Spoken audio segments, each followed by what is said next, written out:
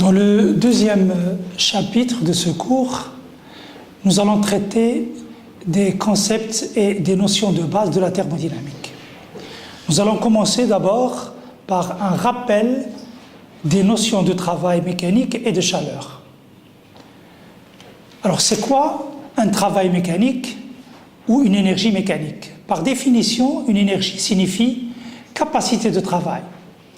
Le travail est donc défini en mécanique comme une grandeur scalaire. C'est le produit scalaire de la force par le déplacement effectué par son point d'application. Mathématiquement, donc, un travail élémentaire relatif à un déplacement élémentaire dl sous l'action d'une force F s'écrit dW égale F fois dl. Et le travail sur un trajet fini entre un état initial A et un état final B est tout simplement l'intégrale de ce travail élémentaire, c'est-à-dire l'intégrale entre A et B de F dl. Un travail est positif si le déplacement est dans le même sens que la force. On appellera ça un travail moteur. Si le travail est négatif, le déplacement se fait en sens contraire de la force et on parlera de travail résistant, comme le montrent les figures ci-dessous. Un système mécanique susceptible de fournir du travail contient de la capacité du travail ou du travail en réserve. Il contient donc de l'énergie. Si cette énergie est due à la position des éléments d'un corps dans l'espace, on parle alors d'énergie potentielle. Alors, un exemple d'énergie potentielle, c'est celui d'un lac de barrage rempli d'eau.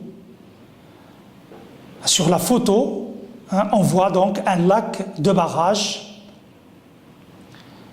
où est stockée une masse importante d'eau.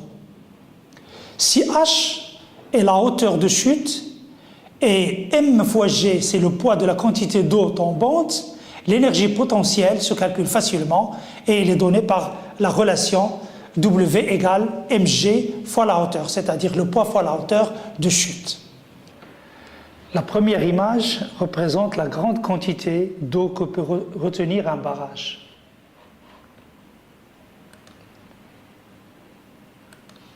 La deuxième image montre la conduite forcée de l'eau. On ouvre des vannes, sorte de gros robinets, pour envoyer l'eau à travers une canalisation de longs tuyaux jusqu'à la centrale, c'est-à-dire où se trouve l'usine de production d'électricité. La troisième image représente le jet d'eau qui sort de la canalisation avec une grande vitesse et qui arrive sur les palettes d'une grande turbine et qui la fait tourner. Cette turbine est couplée à un alternateur et le fait donc tourner à son tour. En tournant, l'alternateur produit de l'électricité. Quatrième image, l'électricité produite est envoyée vers un grand transformateur qui va adapter la tension électrique produite pour le transport dans les lignes haute tension. Cinquième et dernière image, on voit les 4 étapes qui sont à la base de la production de l'électricité dans une centrale hydraulique. Chute d'eau, action de la turbine, action de l'alternateur, production de l'électricité, réception par un grand transformateur et adaptation de la tension pour l'acheminer vers les lignes haute tension. On peut citer aussi d'autres exemples d'énergie potentielle, tels que la détente d'un gaz comprimé ou la détente d'un ressort comprimé. Ces deux systèmes-là nous fournissent également de l'énergie potentielle. Alors, comme nous l'avons vu précédemment, une grande loi qui gouverne la mécanique, c'est la conservation de l'énergie mécanique. Cette loi s'énonce sous la forme suivante: dans les phénomènes purement mécaniques, l'énergie mécanique se conserve. Et je dis bien purement mécanique. Alors la démonstration est très simple. Considérons le cas d'un point matériel soumis à une force F qui déplace son point d'application de dl avec la vitesse v. Le travail élémentaire correspondant à ce déplacement, dw égale f dl. Alors, si j'utilise le principe fondamental de la dynamique, ce travail peut s'écrire aussi dW égale M dV sur dt. M dV sur dt, c'est la force d'après le principe fondamental de la dynamique, multiplié par le déplacement dl, que je peux écrire M dV fois dl sur dt, et nous savons que la dérivée du déplacement par rapport au temps, c'est tout simplement la vitesse. Donc j'ai l'expression M dV fois V qui n'est autre que la différentielle de la fonction 1/2 de mv carré. Et nous reconnaissons là l'expression de l'énergie cinétique. Donc si je veux calculer le travail élémentaire, le travail fini entre un état initial et un état final, alors ce travail-là, c'est 1/2 de mvf au carré moins 1/2 de mvi au carré. Donc je constate sur cette équation qu'il y a une transformation du travail en énergie cinétique. Ce travail-là, c'est tout simplement la différence de deux termes d'énergie cinétique. Est-ce que ceci est toujours vrai? Autrement dit, existe-t-il des phénomènes purement mécaniques? En réalité, la réponse est non. Cependant, on peut citer l'exemple de la chute des corps dans le vide, ce qu'on appelle la chute libre. Seule la chute libre peut, si vous voulez, constituer un exemple d'un phénomène purement mécanique. Pourquoi? Parce que normalement, dans l'air, la chute des corps, si vous voulez, se heurte à la production de chaleur, puisqu'il y a un frottement mécanique avec l'air, ou les particules qui constituent l'air. Alors, la première conclusion que je peux tirer de ce que je viens de dire, c'est que toute production de chaleur correspond à une diminution d'énergie mécanique, et réciproquement, toute création de travail entraîne la disparition ou la consommation d'une certaine quantité de chaleur. Alors, puisqu'on parle de chaleur, essayons de faire la différence entre la chaleur et la température. Alors, les études des phénomènes calorifiques ont conduit à distinguer entre ces deux notions. Et on peut intuitivement, grâce au toucher, si vous voulez, faire la différence entre un corps froid, un corps tiède ou un corps chaud. Prenons l'exemple de l'eau. On sait qu'il existe sous trois états de la matière: l'état solide, l'état liquide et l'état gazeux. Ainsi, chacun de ces états sera caractérisé sur une échelle par une température. Alors on peut caractériser l'état solide sous forme de glace par une température T1, l'état liquide par une température T2 et l'état vapeur, l'état gazeux, par une température T3. Et manifestement, T1 est inférieur à T2, inférieur à T3. Alors pour passer de l'état solide à l'état gazeux, on peut chauffer l'eau sous la forme glace. Donc on peut chauffer la matière eau et changer sa température. Passer de T1 à T2 à T3. Donc je peux dire que le changement dans l'état physique des corps est accompagné d'une variation de température, grâce bien sûr à la chaleur. Ainsi, la chaleur est une forme d'énergie qui conduit soit à une variation de température, comme on vient de le voir, soit à un changement de phase, puisqu'on peut passer de l'état solide à l'état liquide et ensuite à l'état vapeur lorsque je suis en train de chauffer. Alors après cette petite introduction, je vais passer, si vous voulez, au concept de base en thermodynamique et je vais essayer de définir un certain nombre de notions, en particulier l'état d'équilibre d'un système. Alors c'est d'abord, quelle est la définition d'un système? Un système thermodynamique est un corps ou un ensemble de corps de masse déterminée, délimité dans l'espace, qu'on peut schématiser comme par la figure ci-contre. Alors un système est délimité par une frontière qu'on peut matérialiser, et tout ce qui n'est pas le système constitue ce qu'on appelle le milieu extérieur ou bien l'environnement du système. La frontière entre le système et le milieu extérieur, elle peut être matérielle ou imaginaire dans certains cas. Alors définissons puisque nous savons ce que c'est maintenant un système, définissons ce que veut dire état d'équilibre thermodynamique d'un système. D'une manière générale, on distingue en physique 3 sortes d'équilibre. L'équilibre mécanique, lorsque les 2 conditions suivantes sont satisfaites, c'est-à-dire la somme des forces appliquées au solide ou au système est nulle, et la somme des moments appliqués au système est nulle aussi. Alors, ce concept, vous allez le voir plus en détail dans le cours de mécanique. Alors, deuxième sorte d'équilibre, c'est l'équilibre chimique. Alors, l'équilibre chimique, on entend par équilibre chimique l'absence de toute réaction chimique à l'intérieur du système et l'absence de tout transfert de matière d'une partie du système vers une autre. Enfin, l'équilibre thermique, qui nous intéresse le plus, c'est l'absence de gradient de température à l'intérieur du système. Ça veut dire que toutes les parties du système sont à la même température.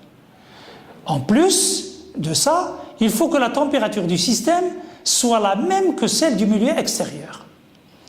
Quand ces 3 types d'équilibre sont réalisés, on dira que le système est en équilibre thermodynamique. Alors, comment caractériser mathématiquement cet équilibre thermodynamique? Pour le caractériser, nous sommes amenés à définir ce qu'on appelle les variables macroscopiques ou les paramètres macroscopiques qui définissent l'état d'équilibre thermodynamique. Donc on appellera variables macroscopiques les grandeurs caractérisant l'état d'un système à l'équilibre thermodynamique.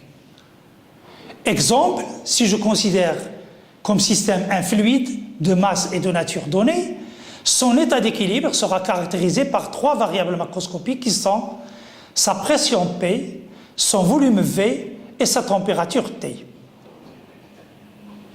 Remarque importante, les variables d'état ou les variables macroscopiques d'un système ne sont définies et connues que lorsque le système est en équilibre thermodynamique. En dehors de l'équilibre thermodynamique, je ne connais pas ces grandeurs thermodynamiques. Ces variables n'ont de sens que si le système contient un grand nombre de particules. Elles constituent donc une moyenne et c'est pourquoi on les appelle variables macroscopiques. Alors parmi les variables qui déterminent ou bien qui caractérisent l'état d'équilibre thermodynamique, on peut distinguer les variables extensives et les variables intensives. Certaines variables d'état ont des valeurs qui ne dépendent pas de la masse. La masse, c'est-à-dire la quantité de matière d'un système. On les appelle alors variables intensives. Au contraire, lorsque ces grandeurs dépendent de la masse du système, on les qualifie de variables extensives. Alors, illustrons ça sur l'exemple suivant. Considérons 2 systèmes rigoureusement identiques et réunissons-les pour en faire un seul. J'ai ici 2 systèmes qui sont à la même pression, qui ont la même température, la même masse, la même concentration, ils sont identiques, ils ont les mêmes grandeurs physiques et les mêmes paramètres qui caractérisent leur état d'équilibre thermodynamique. Je les réunis pour en faire un seul système. Certaines variables vont doubler par rapport à chacun des 2 systèmes initiaux, tels que la masse. La masse maintenant de ce système, c'est le double de chacun des 2, puisque c'est formé par 2. Le volume ici, c'est le double. Le nombre de moles est le double, etc. Donc, ces grandeurs-là, masse, volume, nombre de moles, sont des variables extensives. Par contre, la pression va rester la même. La température va rester la même. La concentration va rester la même. Donc ces variables-là seront considérées comme des variables intensives pour le système.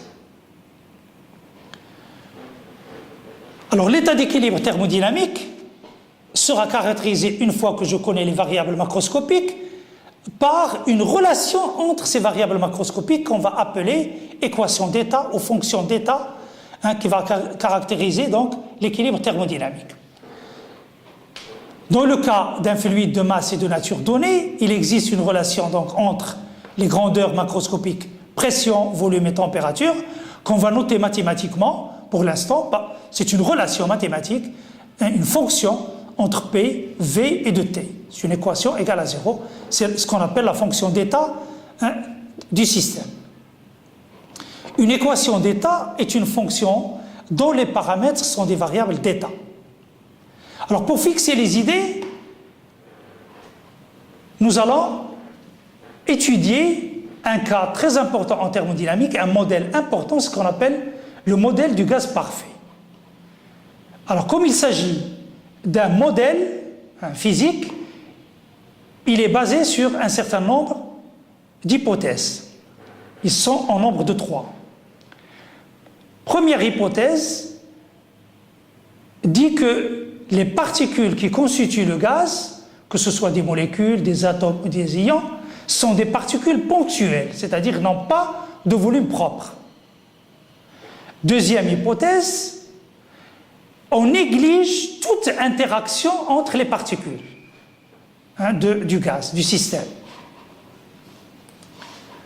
Troisième hypothèse, on considère les chocs avec les parois du récipient contenant le gaz et particules. Donc les particules du gaz ne peuvent heurter que les parois du récipient qui les contient. Et ils ne peuvent pas entrer en collision entre elles. Ça, c'est, si vous voulez, les 3 hypothèses du modèle du gaz parfait. Un gaz réel peut être assimilé à un gaz parfait si l'une des conditions suivantes est satisfaite. La pression tendant vers 0, ce qui signifie physiquement une pression faible, ou bien volume tendant vers l'infini, ce qui signifie physiquement un grand volume. Dans ces conditions, l'équation d'état d'un gaz parfait s'écrit pour une mole de gaz. F de P, de V et de T, la relation entre P, V, T égale à 0, c'est tout simplement PV moins RT égale à 0.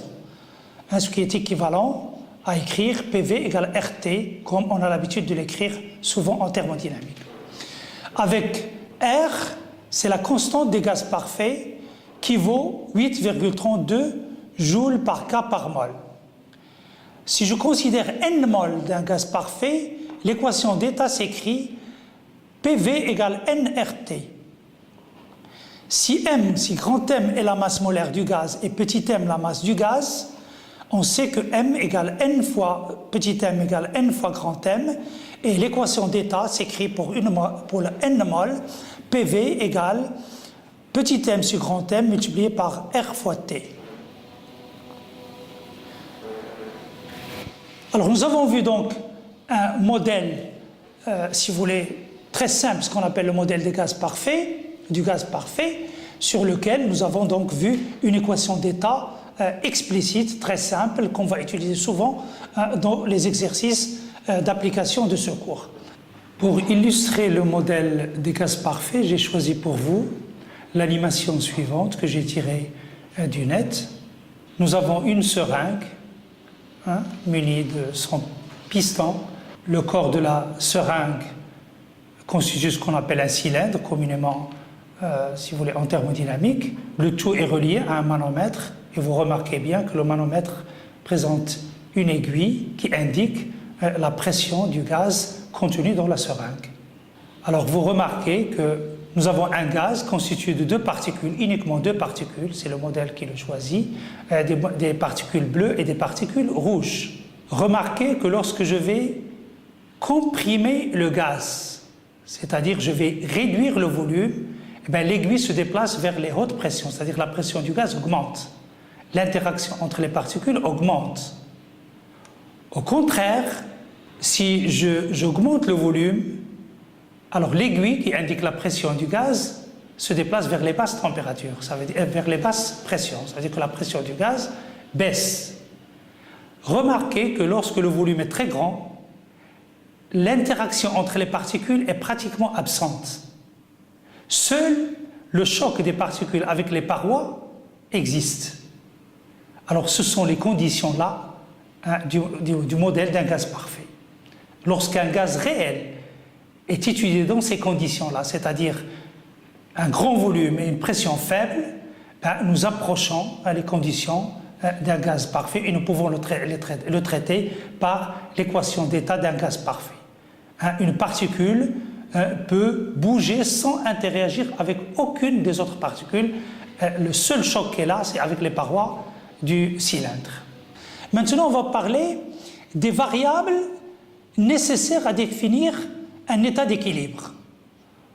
Un système peut être caractérisé par un certain nombre de variables, mais ils ne sont pas toutes nécessaires à définir un état d'équilibre. Alors, on les appelle les variables macroscopiques indépendantes. Et pour connaître le nombre de ces variables, on va utiliser ce qu'on appelle la règle de la variance de Gibbs.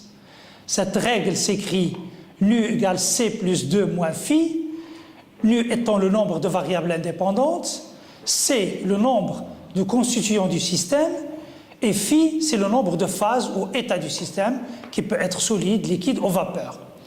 Pour fixer les idées, je vais prendre le cas d'un corps pur à l'état gazeux. Je vais prendre par exemple l'oxygène, le gaz oxygène. Il s'agit d'un corps pur, donc C égale à 1. Et il est à l'état gazeux, donc j'ai une seule phase, phi égale à 1. Et par conséquent, le nu, le nombre de variables indépendantes est égal à 2.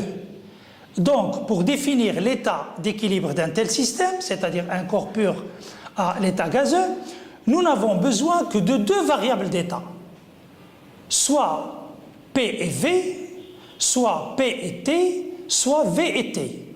Nous n'avons pas besoin de plus de 2 variables indépendantes. Comme l'équation d'état relie la pression, le volume et la température par l'équation générale F de P de V de T égale à 0, donc je peux écrire dans ce cas-là, puisque si je décris mon système avec les variables V et T indépendantes, alors P est une fonction de V et de T. De même, si je décris mon équilibre avec les variables P et T, alors le volume, c'est une fonction de P et de T. Et si je décris mon état d'équilibre avec les variables indépendantes pression et volume, c'est la température qui va dépendre de ces 2 variables-là.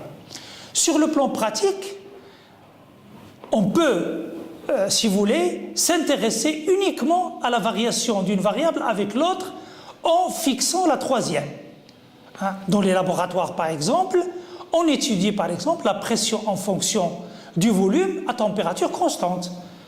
On travaille, si vous voulez, on peut mener une expérience à température constante et voir comment varie la pression d'un gaz en fonction de la variation du volume de ce gaz-là.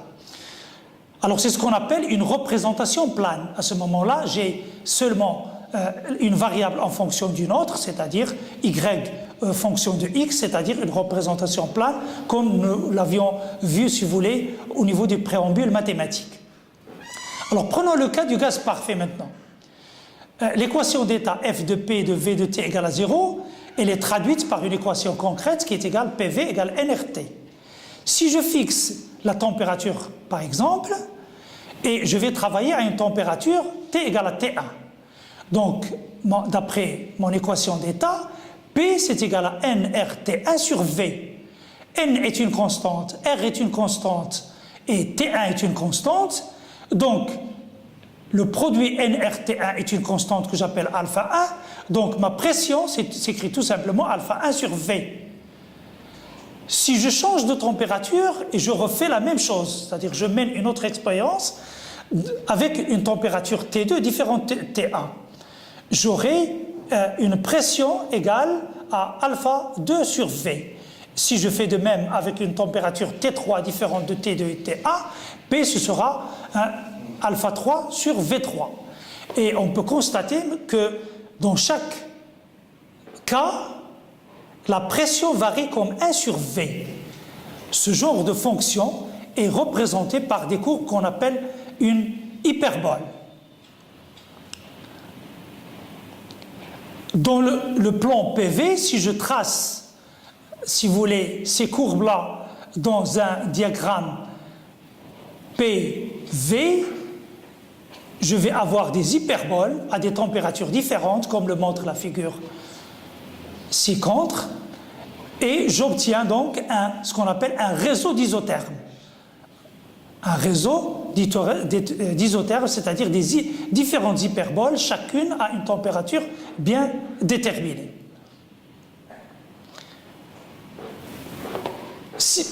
Et quelle est la différence avec un gaz réel? Si on trace expérimentalement les isothermes des gaz réels dans un diagramme PV, on obtient le résultat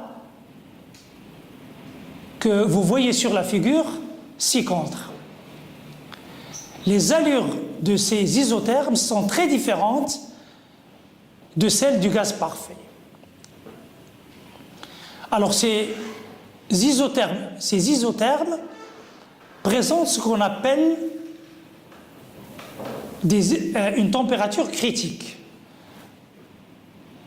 Par rapport à cette température critique, j'ai deux cas de figure.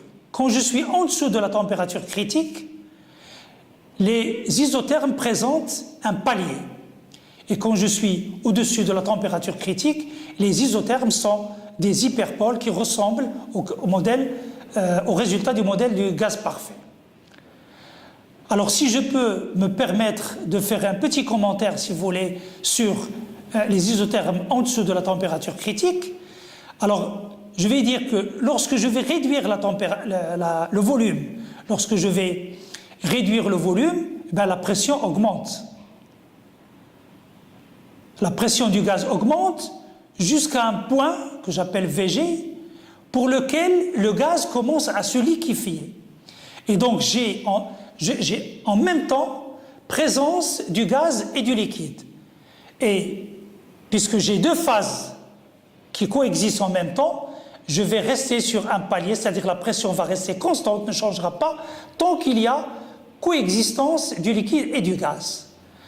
Alors, en réduisant le volume, la quantité de gaz diminue, c'est la quantité du liquide qui augmente, jusqu'au point VL où tout le gaz est transformé en liquide. À ce niveau-là, au niveau de VL, eh bien, tout le système est liquide, mon système n'est plus gazeux et liquide, et puis la variation hyperbolique, si vous voulez, reprendra. Voilà tout ce qu'on peut dire sur cette figure. Alors je reviens donc à l'étude, si vous voulez, de l'équation d'état du gaz parfait. Ce que j'ai fait pour la température, l'étude de la pression en fonction du volume à température constante, je peux le faire pour étudier le volume en fonction de la température en fixant la pression. Alors, je vais écrire V, c'est nRT, c'est nR sur P fois T. La pression étant constante, je vais travailler par exemple à une pression P1. Donc, N constante, R constante et P constante. Donc, j'ai V, c'est constante fois T. Donc, c'est une équation linéaire qui passe par l'origine. Donc, j'ai des droites ici dans ce cas-là. Et voilà donc le résultat. Pour une pression P1, j'ai la première droite. Si je change de pression et je mène mon expérience, j'obtiens une pression P2. Une deuxième droite à P2. Si je change ma pression et je travaille à pression P3 différente de P2 et de P1, j'obtiens donc une autre droite, si vous voulez, dans le diagramme V en fonction de T, et j'obtiens ce qu'on appelle un réseau d'isobars. Je peux faire la même chose en fixant cette fois-ci le volume et j'obtiens ce qu'on appelle un réseau d'isochores. Alors, vous savez très bien que les trois variables, pression, volume et température, sont liées par l'équation d'état. Et donc, je peux regrouper, si vous voulez, ces trois résultats dans un seul schéma.